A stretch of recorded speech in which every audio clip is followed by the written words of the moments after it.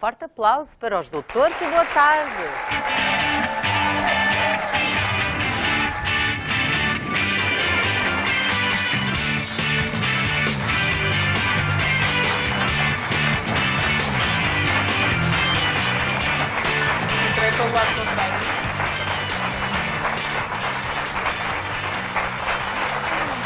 Ora, cá estamos hoje. Vou começar aqui por falar do nosso painel. Temos a médica dermatologista Alexandra Osório, o médico da Clínica Geral Pedro Lopes, para a ginecologia, os assuntos das senhoras, a nossa médica Bárbara Betancourt. E para os problemas dos mais pequenos que preocupam tanto os crescidos, o doutor Sérgio Pinto, pediatra.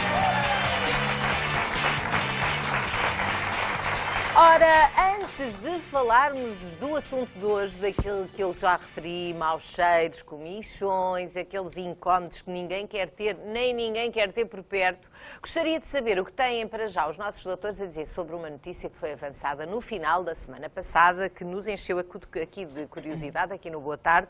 Trata-se de um estudo da Universidade de Coimbra que foi realizado com animais e dá conta de que a diabetes tipo 2 pode desencadear o aparecimento da doença de Alzheimer.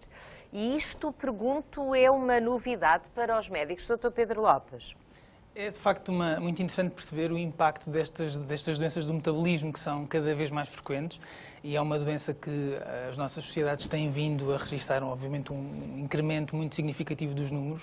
Percebe-se hoje em dia muito mais o impacto destas situações nos vasos sanguíneos, e eu acho, sobretudo, que este estudo, além de ser muito importante ser um estudo português, e é motivo de orgulho para todos, vem também chamar a atenção para a responsabilidade de um controle eficiente da diabetes, que passa quer pelo envolvimento do médico, mas também pela partilha dessa responsabilidade com o doente. E muitas vezes as pessoas, após o diagnóstico, tendem a facilitar um bocadinho e a desresponsabilizar-se do tratamento e, portanto, isto deve ser uma responsabilidade partilhada entre todos para que o controle mais eficiente permita impedir o aparecimento de complicações e de outras doenças que começam a manifestar uma associação muito direta com as doenças do metabolismo, como é este caso. E nas suas consultas, doutora Bárbara, a diabetes é muito mais referida do que aquilo que gostaria, posso imaginar, não é? Sim, sim, claro. Especialmente na faixa etária mais velha, acaba por ser também mais frequente, ou então nas grávidas, não é? Também na diabetes estacional. E essas têm maior propensão depois mais à frente. Mas sem dúvida eu acho que é de salientar o facto de ser um estudo português, que bom que se faz boa investigação em Portugal. E acho que isso é de ressalvar.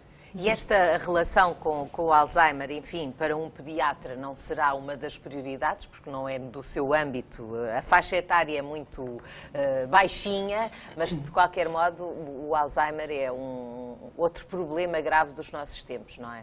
É assim tão pouca a preocupação, porque de facto estas doenças não começam só na idade adulta, começam mesmo na infância. Este estudo é importante porque de facto reforça a ideia de que a diabetes não é uma doença só do açúcar, da glicose, é uma doença que afeta toda a célula, que afeta todos os órgãos do organismo, por um lado. Por outro lado, também assenta muito na prevenção desta situação. Portanto, os hábitos alimentares adequados, um estilo de vida saudável, são uma mais-valia para prevenir a diabetes tipo 2 e, ao mesmo tempo, é uma mais-valia porque conseguimos, de facto, ter uma arma para prevenir também a doença de Alzheimer, uma vez que há esta associação.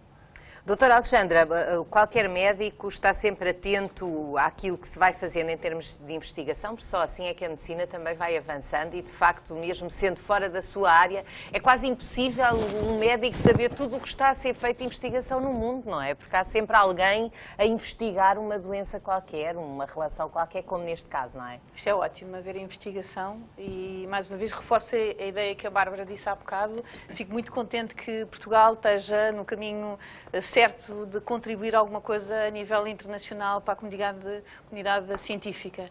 Para nós dermatologistas também é importante saber estas notícias, porque algumas doenças dermatológicas estão associadas à diabetes e muitas vezes nós pesquisamos a existência ou não, ou o aparecimento de primeira vez de uma alteração ou num status pré-diabético. É isso que nós observamos nos doentes.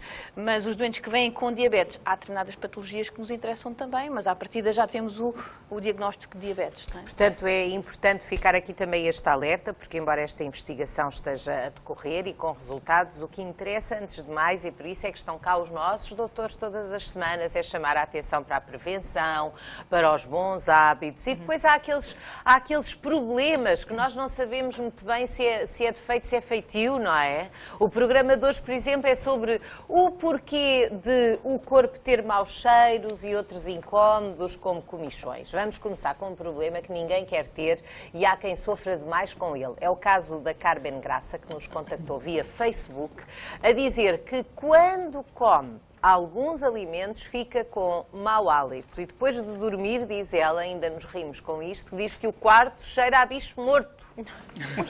A Carmen pretende saber que especialista deve consultar. Doutor Sérgio, este é um problema que se calhar também, o mau hálito também as crianças também têm, não? De facto, o mau hálito não escolhe idades, desde a criança ou adulto ou idoso, portanto é um problema comum. E o mau hálito, ou a litose, como costumamos dizer, deve-se essencialmente a problemas da cavidade oral. As bactérias que existem na nossa boca vão degradar restos alimentares que ficam na cavidade oral e vão produzir determinados compostos sulfurosos que têm um cheiro. E é sobretudo isso que vai dar o mau hálito. É uma situação que afeta cerca de 25% a 30% da população mundial. A maior parte das vezes, como disse, deve-se a problemas da cavidade oral, e isto cerca de 80% dos casos. Portanto, 80% das razões do mau hálito, diverso mau hálito, tem a ver com o que se passa no interior da boca e não no resto do organismo. Deve-se a problemas da cavidade oral, desde os dentes, placa bacteriana não controlada, problemas gengivais, as cáries dentárias, má higiene da língua, portanto são as situações mais implicadas. De onde o especialista a consultar, na maior parte dos casos, é um dentista ou um estomatologista. Restam os outros 20% dos casos, que se devem a situações de doença noutros locais, nomeadamente nas vias aéreas superiores, as situações de infecção ou inflamação recorrente das vias aéreas superiores podem causar mau hálito, tal como determinadas situações gastroenterológicas, como o refluxo gastroesofágico, pode condicionar mau hálito, e outras situações metabólicas, como já vimos no outro programa, também podem condicionar. Então, e nesse caso, outras especialidades poderão estar implicadas, nomeadamente a gastroenterologia, o otorrino. Então, reduzir e evitar, que é o que a Carmen, que é um problema que ela tem, e de certeza que está muita gente agora a pensar como a Carmen, quem me dera a mim também resolver esse problema. Portanto, evitar, reduzir, o que é que se pode fazer? Portanto, o que é que podemos fazer? Uma vez que a maior parte das situações deve-se a problemas da cavidade oral, é fundamental, de facto, ter uma higiene oral adequada. A visita regular do dentista é fundamental, mas o trabalho principal faz todos os dias em nossa casa. É importante, de facto, haver uma higiene dentária adequada. Para isso, devemos usar uma escova e uma pasta dentífrica adequada, e os dentes devem ser escovados com regularidade. E isto a partir da erupção do primeiro dente. Portanto, mesmo logo na primeira infância, quando há a erupção do primeiro dente, deve-se começar a incentivar a escovagem dentária. E acha que os pais fazem mesmo isso e que as crianças alinham nessas suas sugestões? Se não fazem, devem fazer, porque é sugestões? desde cedo que se adquirem hábitos. Portanto, tal como também o uso do fio dentário é fundamental, logo que a criança começa a participar na higiene dentária. Porque há zonas a que a escova não consegue chegar, não é? É fundamental o uso de fio dentário, habitualmente a partir dos 10 anos. Todas as técnicas servem, usando escovas coloridas, com bonecos, pastas com sabor mais agradável, podemos usar. Além disso, existe também irrigadores orais ou jatos de água que poderão também auxiliar na limpeza dos restos alimentares que ficam entre os dentes. E há uma coisa que eu costumo recomendar, que é o uso de identificador ou revelador de placa bacteriana. Portanto, que é um corante que há à venda na farmácia, e muitas vezes mete a família toda a fazer isto, porque habitualmente não é só a criança que tem maus hábitos de higiene dentária, habitualmente é toda a família. Visto. Não sei se conhecem, quer experimentar. Conhecem deste frasquinho. O que é que isto faz? O que é que isto faz? Isto é uma gotinha que é colocada na boca e vai corar todos os dentes e, sobretudo, a placa bacteriana. Portanto, quando a criança diz, lavei bem os dentes, depois põe isto e vai ver e afinal não lavou nada bem. Os pais podem fazer o teste. E os próprios pais? Não. Os próprios próprios Portanto, pais, isto- muitos deviam ficar surpreendidos. Habitualmente só eu mando devem. fazer isto uma vez por mês aos pais e às crianças. Não tem contraindicações? Não, não tem Catarina? contraindicações. Existem pastilhas, existem gotas. E isso que tem aí é uma lupa? Isto não é uma lupa, isto o é, quê? um limpador de Ah, é um vidas. limpador. Sim, com o fio também. É para usar com O fio. que é que pode-se usar com fio ou não? E também há escovas, que na parte posterior também têm uma superfície mais rugosa que serve para limpar a língua. No fundo, o que se faz é coloca-se na boca e raspa-se suavemente a língua 1 ou 2 vezes por dia para retirar os restos de alimentos, as células mortas da língua que podem contribuir também para o mau hálito. Portanto, a Carmen pode seguir esses conselhos todos. O que é que ela pode... Há, assim, alimentos que promovem mais que... No dia-a-dia é fundamental fazer uma dieta saudável, evitar alguns alimentos que causem mau hálito, o alho, a cebola, com as propriedades também benéficas que também já vimos noutros programas, mas evitar, se quer ter um hálito fresco, não os ingerir nessa ocasião. Beber bastante água, portanto é importante ter Portanto, quanto mais tempo se passa sem comer ou sem beber, exatamente. pior. De manhã, o jejum, falou-se em mau hálito matinal, portanto o jejum, a secura da mucosa também pode potenciar o mau hálito.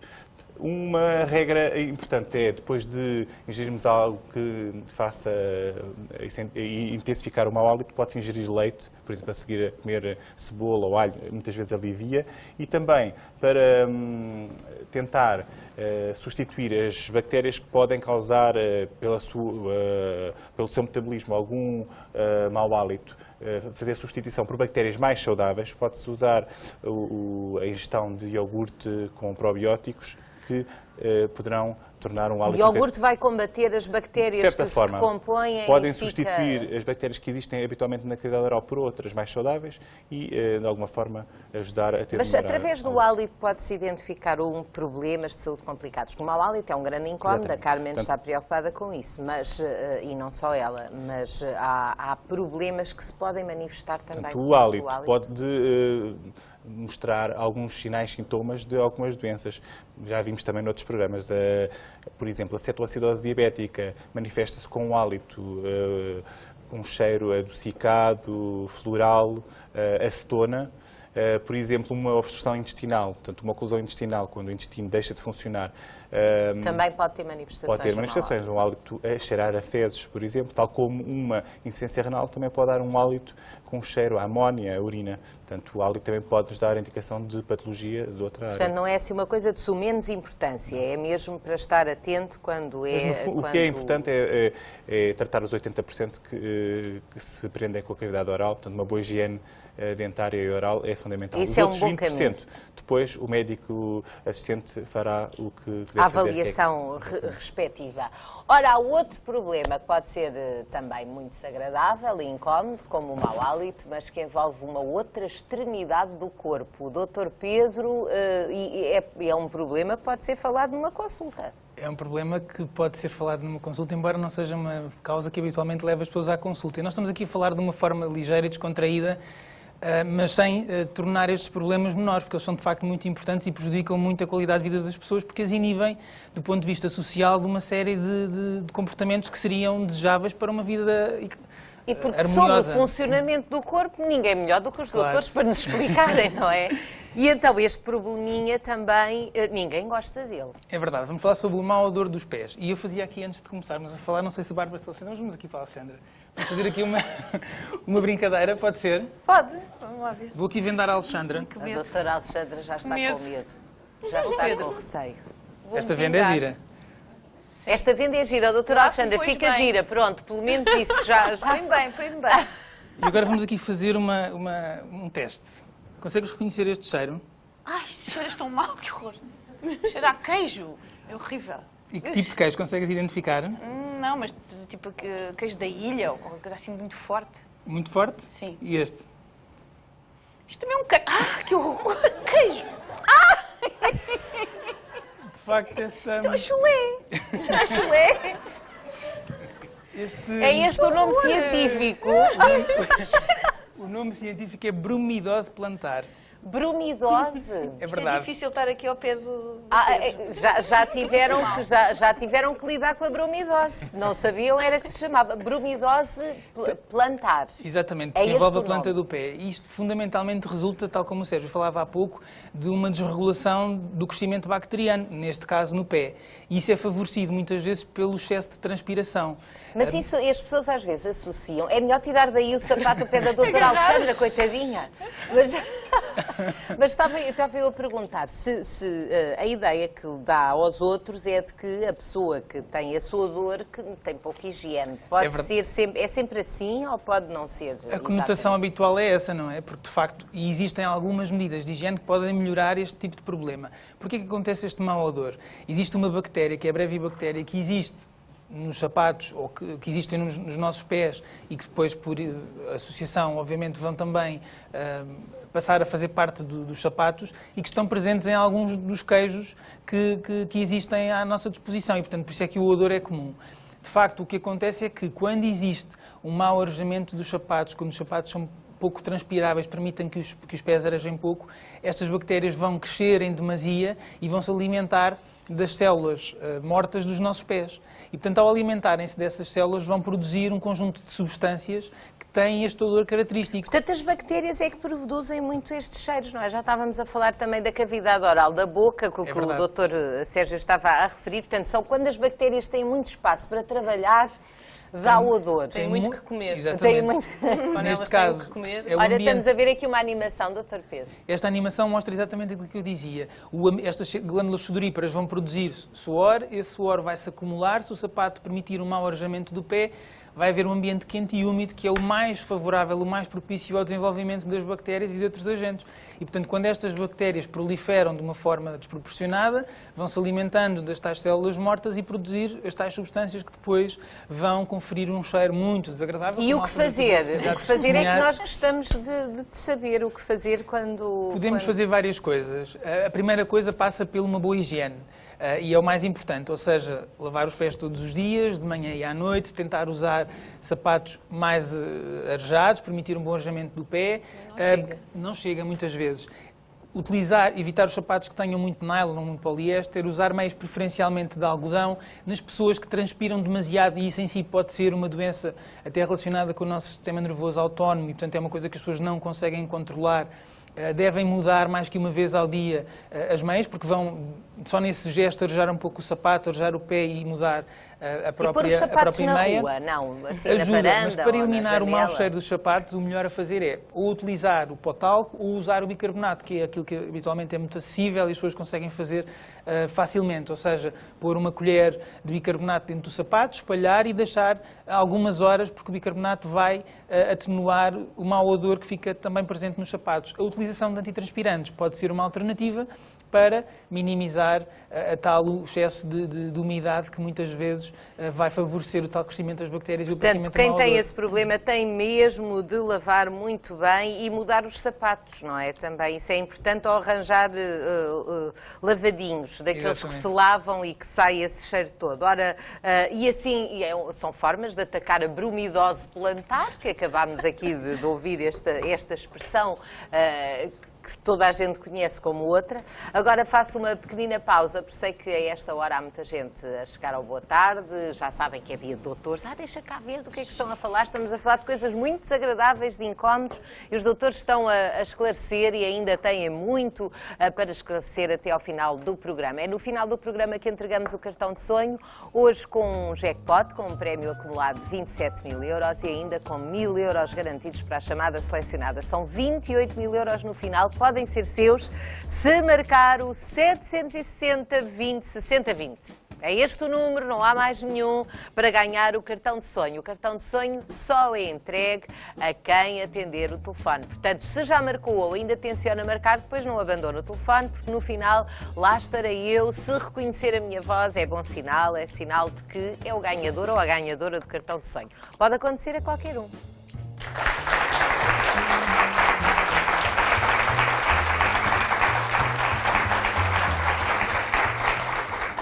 Ter alergias é muito incómodo, mas ser alérgico a algo que nos é indispensável pode ser um verdadeiro tormento. O Boa Tarde foi contactado por uma jovem de 24 anos que diz que já não sabe o que fazer. Ela enviou-nos um e-mail, diz que tem alergia aos pensos higiênicos há 9 anos.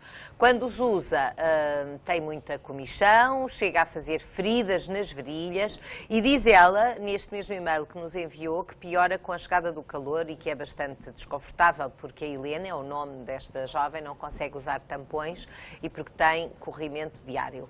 Ora, doutora Bárbara, estamos aqui perante um problema frequente, a alergia aos pensos higiênicos, Não é acontece assim, muito? Não é assim tão frequente, não é?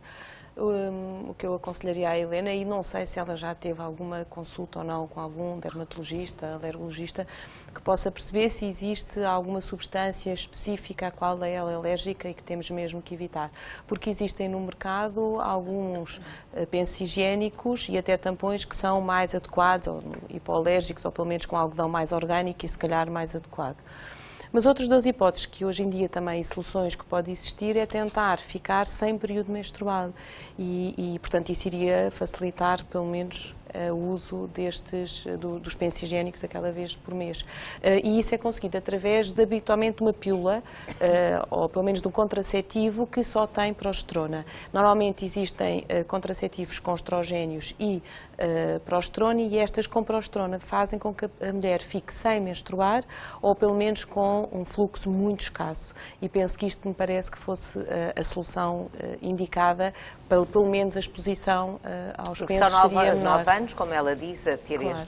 este problema, mas pode acontecer haver alergia ao material também Claro. de pensos que são diferentes também, de marcas para marcas. Mas calculo que em 9 anos já deva ter percorrido o mercado a tentar perceber o que é que há. Não sei se ela sabe que existe ou se não.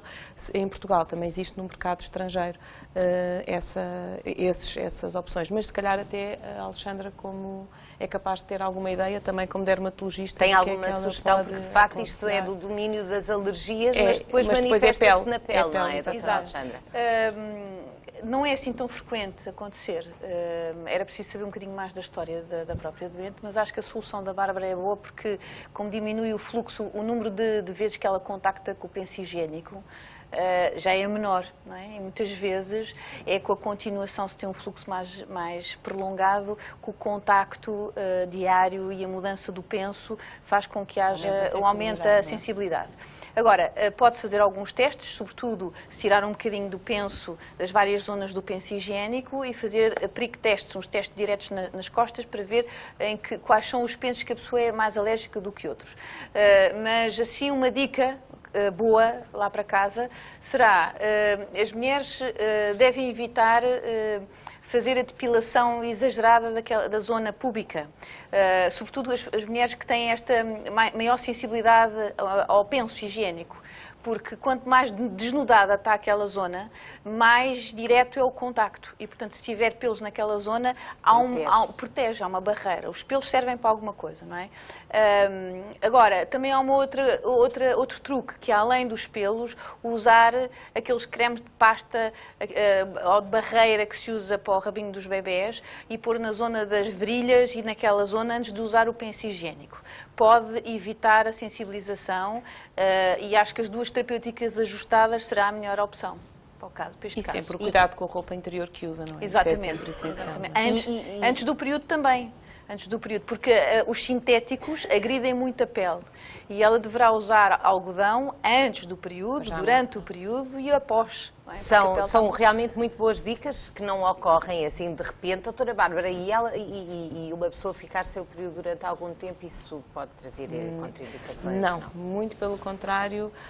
Existe muito essa ideia, essa é uma pergunta, quando nós sugerimos isto às senhoras como opção, independentemente de ser ou não alérgica. Muitas doentes têm hemorragias grandes e não gostam de menstruar e, portanto, acabam por ser um método cada vez mais utilizado, estes métodos à base de progesterona.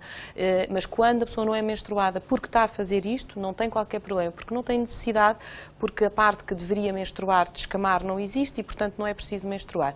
Ao contrário, quando uma pessoa está em ciclo espontâneo, sem fazer fármacos nenhuns, e aí não menstrua, aí sim, aí é uma situação que tem que ser vista. Agora, esta não tem. E isto existe na forma de comprimidos, na forma do implante que algumas doentes colocam, um dispositivo que se coloca no braço, ou então sobre a forma de dispositivo intrauterino que contém esta hormona. Muito bem, ficam aqui umas dicas preciosas, informações para quem tem esta reação, sobretudo neste caso, que é uma reação de facto muito severa. Uma das principais, se não a principal causa de comichões, são as picadelas de bichos. Algo que é muito irritante e que pode ter vários responsáveis. É isso, não é, doutora Alexandra? Não há só um responsável. Não, pode haver vários aqui para as comichões. Ninguém gosta de comichões. Aqui o só Pedro pode morder. Só o nome ficamos logo, não é? Com comichões. Exato. Há vários bichinhos que nos podem morder. Sobretudo, olha, o mais frequente é o chamado pulga. Não é? A pulga, quando nós temos animais de estimação em casa e que se foram embora de férias, as pulgas que estão em casa saltam para cima de nós e dão-nos umas mordidelas. E podem morder em qualquer área do nosso corpo. E ficamos com aquelas babas. E ficamos com esse ar deste cachorro. Ele está-se a coçar. Está aqui com um ar um bocadinho infeliz. Tem um parasita ali a morder-lhe a orelha ou qualquer coisa e a sugar-lhe um bocadinho o sangue. De maneira que quando nos picam, realmente as pessoas não fazem ideia de que às vezes é grave a picada, porque há pessoas que são alérgicas à própria picada. Normalmente a picada provoca uma inflamação local, uma reação, a zona fica mais inchada, avermelhada, dá imensa comichão e as pessoas têm o reflexo de coçar. Eu aconselho que as pessoas não coçarem muito, porque além de coçarem, aumentam ainda mais a comichão, porque aumentam a inflamação. E aumentam a própria baba. Baba. Há pessoas que são mais alérgicas que ficam babas, outras ficam com uma coisinha muito ligeira. Eu, por exemplo, sou alérgica ao mosquito, por exemplo, que é o outro bicho que morde. E, portanto, nós temos que estar atentas a este tipo de picadas e evitar também as infecções, que quando nós nos coçamos ainda infecta mais ainda. Aqui temos a ver a picada do mosquito, como é que é a mosquita que morde, como é que ela faz? Ela injeta a saliva para dentro da pele. Estas coisas verdes são a histamina, que é digamos, uma substância que é libertada na altura da agressão e que faz vasodilatação local e faz comichão. A saliva da mosquita tem um constituinte que fluidifica o sangue e, portanto, não coagula o sangue e ela tem capacidade de sugar cada vez mais líquido de sangue para a sua barriguinha para comer. E, de facto, isto, se a pessoa coçar, pode infectar cada vez mais. Uma das coisas que a pessoa pode fazer quando tem aquelas babas, pode usar um sabonete antibacteriano, portanto, para evitar infecções sobrepostas, não é, esta lesão. Porque a pessoa a coçar pode ir lá pôr ainda outras substâncias que agravam a situação, não é? Exato. A unha, às vezes, pode ter algumas bactérias e depois, pela agressão, para a agressão, abre feridinhas e entra a bactéria. Daí nas crianças a importância de ter as unhas muito rentes nestas situações. Exatamente. Para evitar as lesões depois da própria coceira. Exatamente. Podemos usar umas loções calmantes com calamina ou, se a baba for muito grande, usar um creme de cortisona para acalmar, baixar a inflamação e o edema. Agora, há umas receitas mais caseiras, quando a situação está um bocado grave. Uma das coisas que nós podemos usar em casa é, quando temos uma baba muito grande, usar gelo, aplicar gelo diretamente sobre a baba. Não é? Alivia muito. Tira um bocado Aliás, quando a pessoa coça, provoca mais calor e parece que ainda fica mais atiçado. Exatamente. Aquela zona, Portanto, não é? baixamos a temperatura e tira-nos um bocadinho a comichão. Uma outra coisa que eu lembro-me, quando era mais miúda, que fazíamos, que era, quando tinha as babas, a minha avó pegava-me um bocado em papa de aveia e aplicava em cima, para acalmar um bocadinho. Papinha de aveia. Papinha de aveia. E eu agora estava-me a lembrar, Dr. Sérgio, papinha de aveia nas cabecinhas, é coisa que adianta ou é melhor ser? Ajuda, como dermatologista digo. As cabecinhas, quando outros mexeram o tatu, não devemos dar muito. Com sorte ainda gostam. Mas, doutora, estava a dizer que alivia quando há irritação, também se pode pôr na cabeça. Eu estava a falar era dos bichitos, dos bichinhos da cabeça. Não, os bichinhos da cabeça é com azeite. Com azeite eles morrem. Além do mosquito, também somos atacados por outros bichinhos. Portanto, os piolhos, de facto, são outra situação frequente, sobretudo na infância. apanham-se com muita frequência, transmitem-se com muita frequência, com muita facilidade. É fundamental, quando se detecta um caso, investir no tratamento. Existem várias opções no mercado.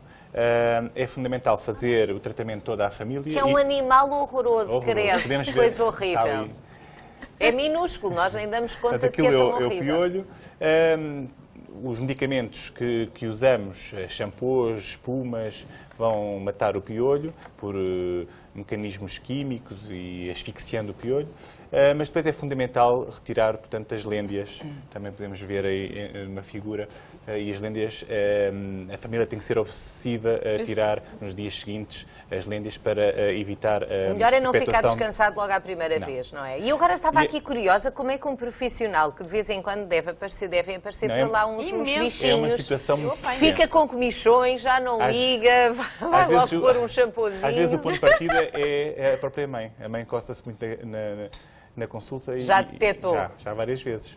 Portanto, pela mãe consegue-se chegar à criança. Portanto, a família Perceber que cheia a de criança está com pediculose, não é? Pediculose é o nome que usamos habitualmente.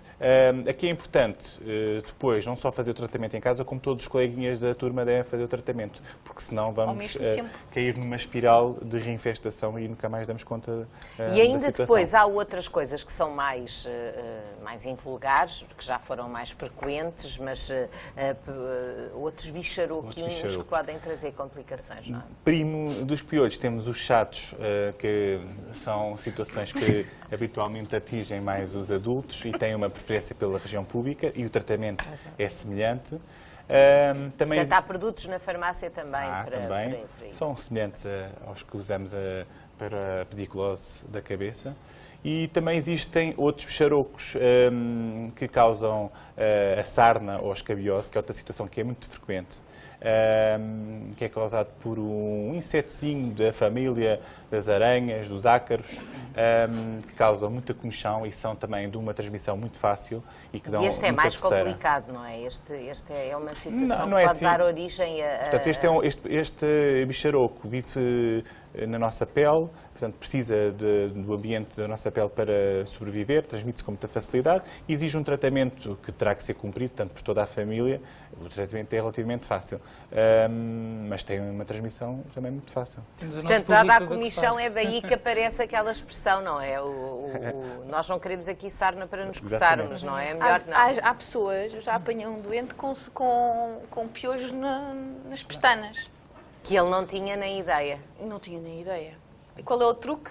Pôr azeite. Fechar os olhos e pôr azeite, elas ficam, param e depois é só puxar, como é pinto.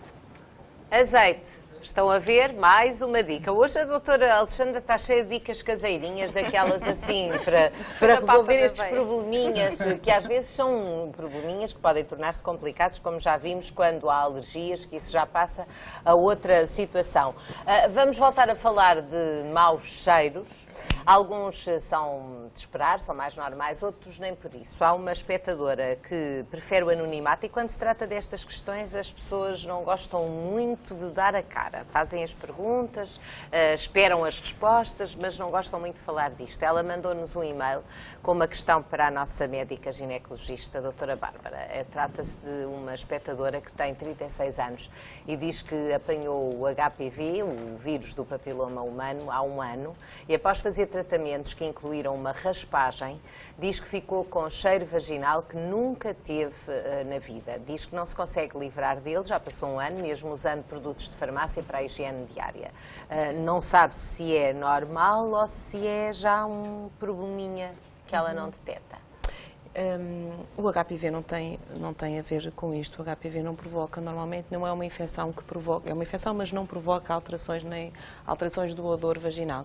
O que acontece muitas vezes nestas situações é que há um desequilíbrio da flora vaginal quando uma pessoa é submetida a várias observações ginecológicas e a vários tratamentos. Porque a vagina, o meio bacteriano da flora vaginal é composto por vários micro-organismos que vivem todos em equilíbrio, em sintonia, de maneira a proteger proteger a vagina de agentes que sejam mais agressivos e que provoquem infecção.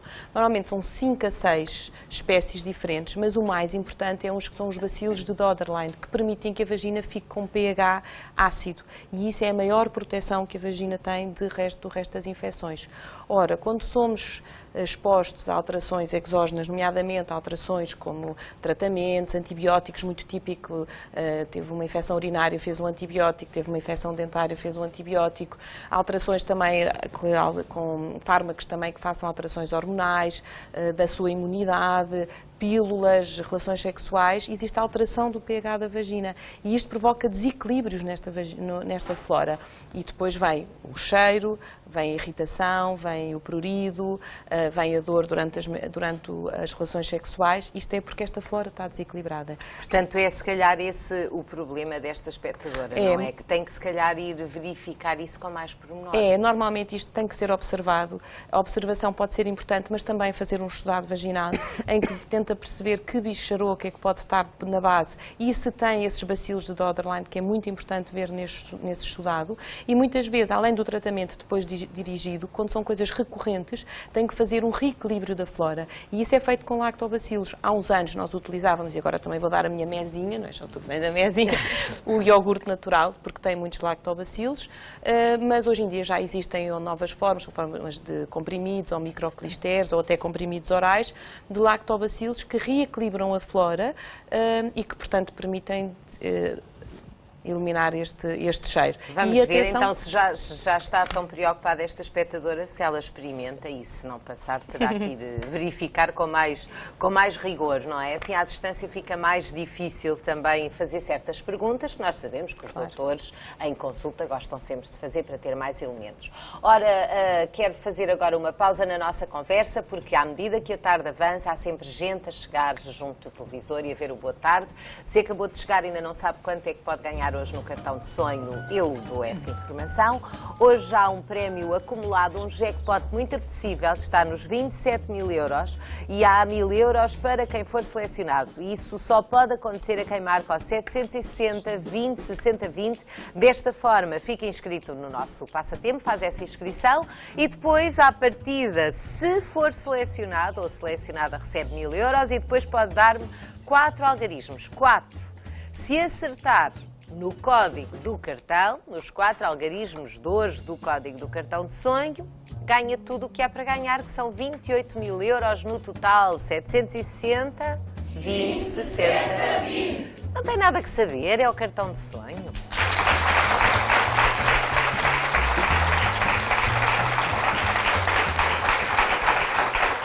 Ora, hoje temos estado aqui a falar de assuntos desagradáveis, mas que dizem respeito a toda a gente. Se, como vimos mesmo agora, as partes mais íntimas podem ter um odor incomodativo, o que sai do corpo pior, não é, Dr. Pedro? É verdade. Portanto, aí...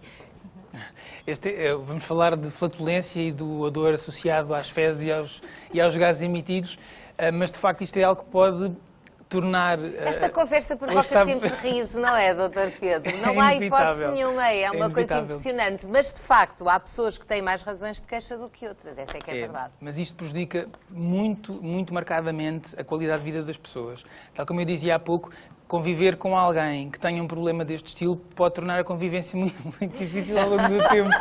Bem, nós aqui convivemos em grande animação. Dr. Pedro, eu sei que preparou aqui uma explicação para nós percebermos o que é que na realidade provoca o odor, se isto é uma coisa que acontece sempre ou se de pessoas para pessoas, de acordo com a alimentação, também há alterações. Temos aqui um modelo anatómico. É muito variável e, tal como falámos há pouco, quer em relação à halitose, quer em relação ao mau odor dos pés, a maioria das situações de mau odor associada às fezes ou aos gases tem que ver com as bactérias que estão presentes no nosso tubo digestivo. Tudo o que nós consumimos está contaminado por bactérias. Estão expostas ao ar e, portanto, não sendo alimentos que estejam estéreis, vamos introduzir bactérias no nosso tubo digestivo. Nós mastigamos, os alimentos descem através do esófago e vão ter aqui ao estômago, que está aqui, nesta zona, e o estômago produz ácido. Uma das funções do ácido, para além da digestão, é, de facto, criar um ambiente em termos de pH tão ácido que seja impeditivo da proliferação das bactérias e mesmo que permita a morte de algumas delas. E, portanto, quando os alimentos progridem e vão fazer todo o trajeto ao longo do intestino delgado, que está aqui a cor-de-rosa, este novelo de tubo, que tem, no fundo, uma dimensão muito significativa, já há um menor número de bactérias, que vão, de facto, crescendo, e quando chegamos ao intestino grosso, ao cólon, que temos aqui a cinzento, é a zona que, de facto, tem mais bactérias. E são essas bactérias que vão ser responsáveis pela produção de gás. O cheiro dos gases não tem que ver com a passagem do gás através das fezes, tem que ver com o produto do metabolismo das bactérias. Estas bactérias, que hoje em dia até se fala mais do que as bactérias, falava-se muito em flora intestinal, hoje em dia fala-se de uma outra entidade que é a microbiota intestinal, que é um conjunto de agentes que vivem dentro do nosso organismo. É um órgão escondido que nós não valorizamos, mas tem um papel fundamental na nossa digestão, porque são participantes na digestão dos alimentos. E o funcionamento do cólon é fundamental, não é? Para uma boa digestão e para uma boa absorção. O tempo em que os alimentos permanecem no intestino é altamente influenciador, não só da consistência das fezes, como também da quantidade de gás produzido. O que acontece é que essas bactérias se vão alimentar da parte não absorvida dos nutrientes.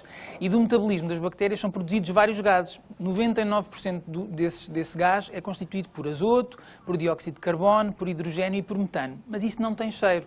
O metano poderá ter um cheiro parecido com o cheiro do gás do fogão, mas não é esse o cheiro desagradável que a maioria das pessoas que têm muita flatulência referem. O outro 1% que falta, para fazer os 100%, são um conjunto de outros gases onde domina o enxofre. E é esse cheiro, que é a presença desse enxofre, que vai alterar e tornar muito desagradável o cheiro dos gases. E o que é que a alimentação pode influenciar? Existem muitos alimentos que podem favorecer o aumento da produção de gás e causar também muito desconforto por isso. Falamos da alface, dos brócolos, da couve-flor, do feijão, um conjunto de alimentos que é importante que a pessoa reconheça os alimentos que em si provocam esse aumento da produção de gás. Não é igual para toda a gente. As pessoas podem ter alimentos aos quais têm uma sensibilidade diferente. E depois existem também alguns alimentos, nomeadamente os alimentos com muita gordura, que podem favorecer a alteração do odor dos gases, nomeadamente a carne de porco. Relativamente, eu estou ali a ver uma mesinha atrás de si que preparou, que é aquilo que as pessoas que não conseguem resolver o problema usam, às vezes com sucesso, outras vezes com menos. Mas isto também tem contraindicações, não é? É verdade. Temos aqui os ambientadores, que são a solução mais... Quer sentar-se um bocadinho? Também não tem para descansarmos agora um bocadinho. Mas realmente, quem tem estes embaraços usa muito este tipo de produtos e não são totalmente inofensivos. Exatamente. As substâncias que são libertadas para o ar por estes produtos tornam o ambiente um bocadinho mais agradável, se bem que às vezes depois a mistura de odores acaba por ser ainda pior. Mas, de facto, as partículas que ficam no ar, numa pessoa que tenha alguma reatividade pulmonar ou que tenha um problema de rinite ou de asma, podem desencadear problemas respiratórios. Há o truque também caseiro de acender uma vela e de a apagar, e, de facto, a combustão do pavio da vela, depois de apagada, pode eliminar o mau cheiro. O simples acender um fósforo e apagar é o suficiente para neutralizar o mau odor. Há um aspecto que é muito importante e ligando com aquilo que falávamos há pouco relacionado com a tal microbiota, portanto as bactérias que estão presentes no nosso intestino.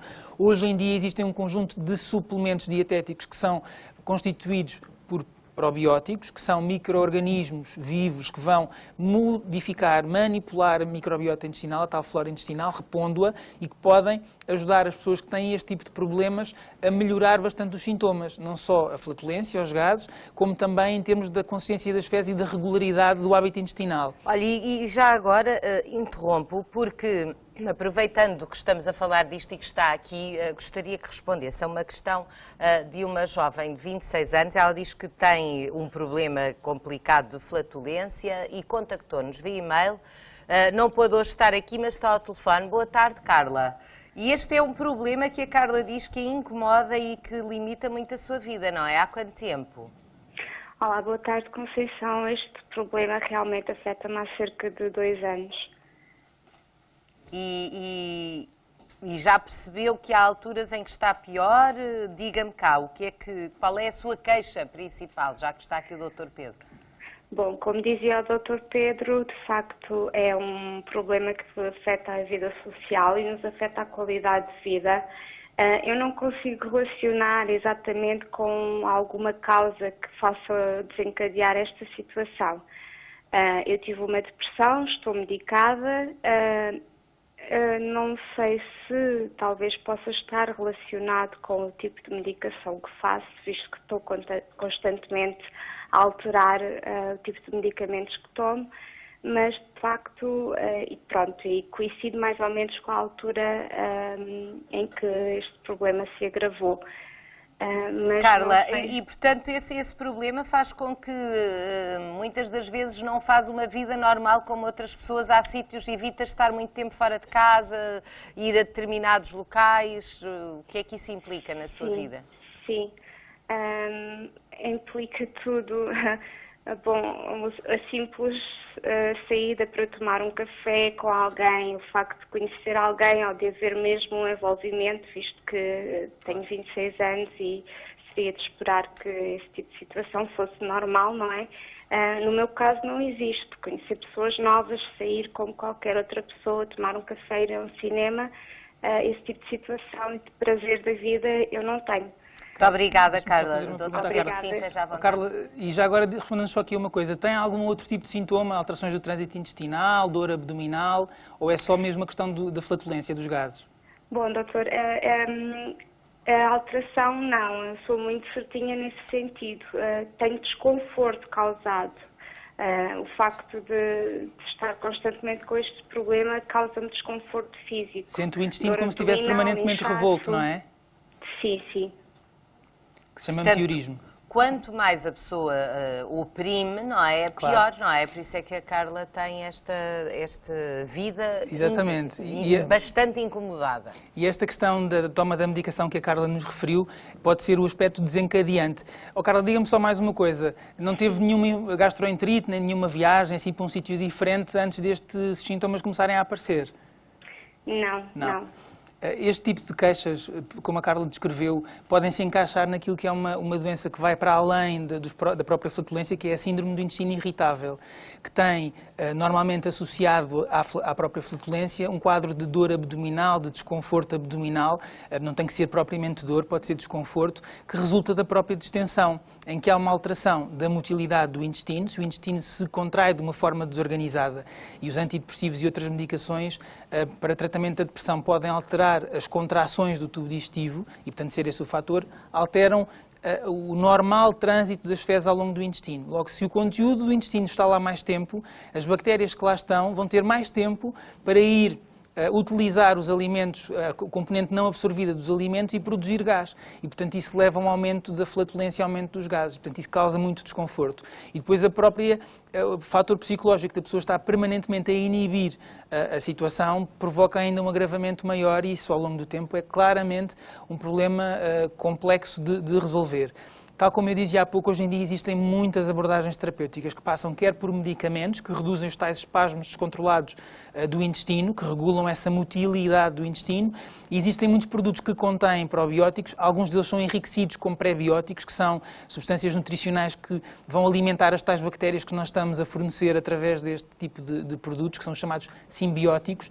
É muito importante que a Carla perceba se há alguns alimentos da sua dieta que agravam os sintomas e deve evitá-los. Como é que isso faz? A pessoa, a dada altura, perde um bocadinho a noção. Já não se lembra do que é que comeu ontem, do que é que comeu anteontem. Eu sugiro aos meus doentes que tenham um caderninho daqueles de bolso e que façam um diário. Isso é a forma mais fácil de preparar a consulta. Ou seja, a pessoa muitas vezes depois, retrospectivamente, não consegue lembrar-se se houve uma determinada refeição que levou ao aparecimento de um determinado sintoma. E, portanto, é importante que registre ao longo do dia... quais são os dias piores e o que é que se anda a comer. O que foi diferente nesse dia. Ou se houve até alguma situação que às vezes não tem que ser alimentar, pode ser psicológica, ou mais stress, ou mais alguma situação desse foro que tenha desencadeado os sintomas. E aquelas regras habituais depois de ir retirando esses alimentos. Habitualmente o leite é aquele alimento que está presente na dieta de toda a gente e que nestas situações deve ser imediatamente removido. Suspenso. Porque o leite é um fator que favorece, de facto, o aumento da produção de gás. Muito obrigada pelos seus esclarecimentos, espero que tenham sido úteis à Carla e vamos então retomar o nosso lugar na nossa bancada para nos juntarmos aos outros médicos especialistas que estão cá hoje e como já deve ter reparado, temos estado aqui a falar de incómodos. Agora gostava que a nossa médica dermatologista respondesse à Cláudia Carvalho que quando tem frieiras, diz ela, lhe incham os dedos muito, fica com imensa comichão e com as mãos quentes. Diz ela que só consegue acalmar com água fria, algo que não dá muito jeito quando está nas aulas, uma vez que é professora. O que é que sugere à Cláudia, doutora Alexandra? Agora já não falamos está de de luvas. Estou de luvas. É uma atitude preventiva das frieiras. A frieira corre mais no mau tempo, não é? Quando há muito frio. E resulta de uma recuperação anormal da própria pele. Há uma agressão sustentada e depois aparece a frieira. Agora, a frieira ocorre essencialmente nas extremidades. No nariz, nas orelhas, nas mãos, nos dedos dos pés, porque para percebermos um bocadinho como é que isto funciona, o frio provoca uma vasoconstrição brutal. E essa vasoconstrição, que é o encolhimento dos vasos, não é? Faz com que haja um sofrimento da própria pele subjacente e à volta. Não é tão irrigada. E esse sofrimento dá origem depois a uma lesão avermelhada, os dedos inchados, com dor local. Há vasoconstrição e depois, se pusermos as mãos ou a extremidade perto, que a sensação, o que nós queremos é pôr perto de uma zona mais quentinha para recuperarmos rapidamente, volta a haver um desequilíbrio e a pele não recupera tão bem e fica com a pele muito seca, a zona fica ainda mais inchada. Portanto, isto há um desequilíbrio total da capacidade da pele de reagir. E, portanto, uma lesão de frieira é aquela que é encarnada, que dói, está inchada e a pele está desidratadíssima. Incomoda imenso. Ajuda a pôr cremes sempre para hidratar a pele. Ajuda. Agora, quando a situação é uma situação recidivante, não estou a dizer que todos os anos uma pessoa tenha uma frieira, mas, por exemplo, trata a frieira, depois volta a aparecer passado um mês ou dois, ou passado uma semana. Temos que pensar em uma situação mais grave. Há doenças autoimunes, que há uma agressão do nosso corpo contra nós próprios. Neste caso é o frio, que vai fazer com que haja uma precipitação de umas proteínas e há uma vasoconstrição brutal das extremidades. Isso resulta morte celular, por exemplo, na ponta do dedo, morte celular, com gangrena e com perda de substância dessa zona. Pronto, mas não falando assim coisas dramáticas, o que nós podemos ajudar aqui a nossa telespectadora é tentar tratar ou prevenir a frieira. Eu acho que pôr as mãos debaixo de água ainda vai ressecar mais a pele. Portanto, o que eu aconselho, mais uma mesinha lá para casa, uma receita caseira, é fazer uma papa de aveia e acrescentar mel. Misturar muito bem na papa de aveia. Esse hidrata bem a pele? Hidrata, é bom. E acalma. E até se pode ir comendo pelo caminho. Dá para comer e para pôr na pele. Hidrata bem. Mergulhamos as mãos na papa de aveia e deixamos estar durante uns minutos, porque hidrata bem a pele. Fazemos massagens em cima na mãozinha. Pronto. E depois, a seguir de, por exemplo, 15 minutos com as mãos lá dentro, mergulhamos dentro da água rapidamente, tiramos. E seca-se com muito jeitinho, com muito jeitinho, sem esfregar. Pronto. Durante o dia, além destas papas, podemos fazer de manhã e à noite, durante o dia podemos fazer um tratamento de choque. Um tratamento de choque é hidratar mais ainda. Com a papa ficamos com aquela sensação sedosa das mãos. Para hidratar, há umas máscaras que podemos fazer, pegamos num creme hidratante, pomos nas mãos. E agora aqui o doutor Pedro vai-me ajudar. Pomos bastante creme. Nós hoje estamos aqui numa colaboração. Pois é, hoje é tão depressa. E agora, o doutor Pedro é que não foi muito agradável para a doutora Alexandra. É verdade, tão simpática. Está a dizer ele agora vai-me compensar. Pomos. Esse é o tratamento de choque antifrieira. Antifrieira. Está aqui bem? Tá. Puseste bem? Pronto. Pomos as luvazinhas à palhaço e agora, como ele portou-se mal, vai-me fazer umas massagens. Ficamos assim. As massagens não agridem, não fica, porque a pessoa está com aquela ferida que tem dor a ter o toque. Não, aumenta, claro que não é preciso fazer muita força, mas isto é para aumentar a penetrabilidade e o calor. E depois podemos ficar assim com as mãos. É uma massagem com proteção. E mantemos o calor nas mãos. Isto faz com que haja o plástico, aumenta o calor local e aumenta a penetrabilidade do produto na pele. Portanto, não é também por acaso, provavelmente, que as crianças que andam, nunca põem cremes, andam a correr, mexem em tudo e muitas vezes também as senhoras que agridem muitas mãos com águas quentes e com lavagens, detergentes, não é? Aliás, uma das coisas que podemos ensinar à nossa espectadora é evitar, na altura de muito frio, usar as luvas de lã. Deve-se usar? Deve-se usar as luvas de lã para prevenir a agressão, portanto, aumentar um bocadinho a temperatura local e, portanto, evita as frieiras. Evitar água muito quente na tentativa de, quando temos as mãos muito frias, pormos em água muito quente para recuperar, isso deve-se evitar. Evitar ter as mãos, imagina, está muito... Junto do calor também, porque aumenta a vasodilatação e aumenta ainda mais o inchaço. Pode haver queimadura também. E pode haver queimadura também. O que é que...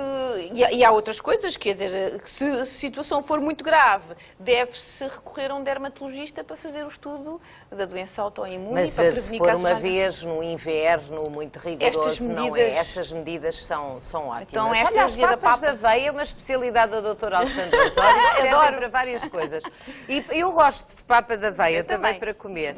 Temos de nos despedir dos nossos doutores. Ainda tínhamos aqui mais conversa e mais dicas e mais conselhos, mas já não temos tempo. Portanto, se tem perguntas que queira fazer aos nossos médicos especialistas, como viu, hoje respondemos a algumas e frequentemente temos de ir respondendo. Pode enviá-las por escrito ou gravadas em vídeo para osdoutores@sic.pt. Na próxima semana, os doutores do Boa Tarde estão de volta com mais curiosidades e mais conselhos médicos. Muito obrigada. Palmas para eles.